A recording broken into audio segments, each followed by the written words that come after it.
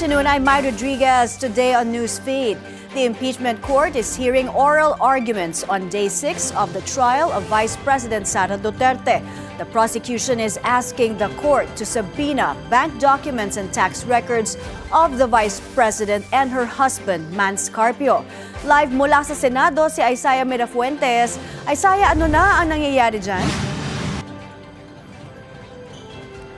May nagpapatuloy pa nga rin ang ika-6 na araw ng impeachment trial laban kay Vice President Sara Duterte at eksaktong alas 2 kanina nang magsimula ito at kasalukuyan nga nagpapatuloy yung tinatawag na oral arguments na kung saan pinag-uusapan ngayon ay yung mga nakabinbing motion mula sa prosekusyon. Kanina bago ko nakita ko nagsasalita si Representative Chel Jokno, naniniwala siyang kinakailangang mailatag ang mga bank records at BIR records ng bise na magagamit nila para sa Article 2 o ang kaugnay sa unexplained wealth. Ani Jokno, hindi paglabag sa anumang batas ang pagbubukas ng mga dokumento dahil sa impeachment court ito isasalang para sa isang impeachment case. Iginigit rin ng prosekusyon na kahit pa ang saklaw ng impeachment ay ang pagiging vice-presidente lang ni VP Sara, mahalaga pa rin daw na mabuksan ang mga dokumento bago siya maging ikalawang pangulo.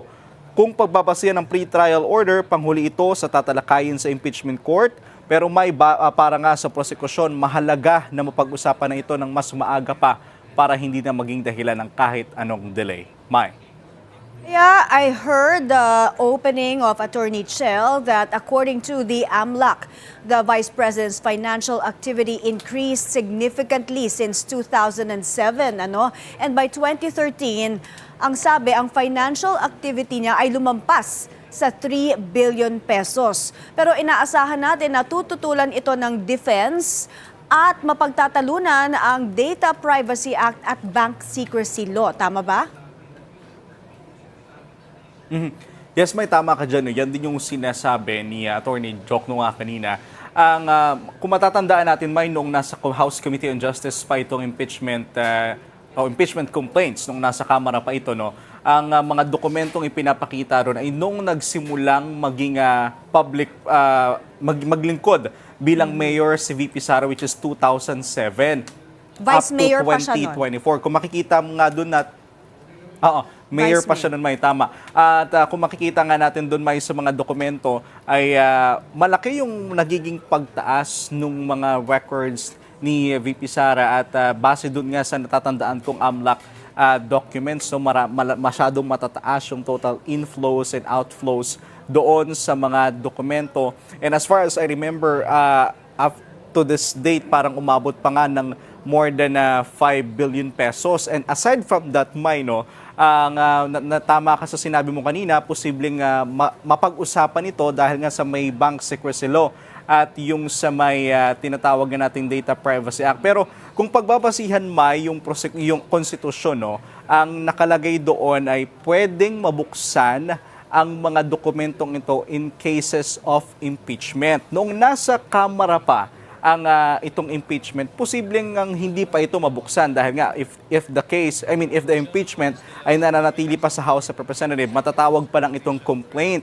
However, noong pumasa ito sa Kamara, matapos nga makakuha ng mataas na boto at nalipat dito sa Senado, maituturing na itong isang kaso o impeachment case. So definitely, ang nilalaban ng prosekusyon, dapat nang mabuksan ang mga records na ito ngayong ang tinatalakay na dito ang impeachment. Kanina, sabi rin ni Representative Adjong Mai, para maging balanse at impartial din yung boto ng mga senador dahil makikita nila yung bigger picture nung unexplained wealth, which is the Article 2. Mai.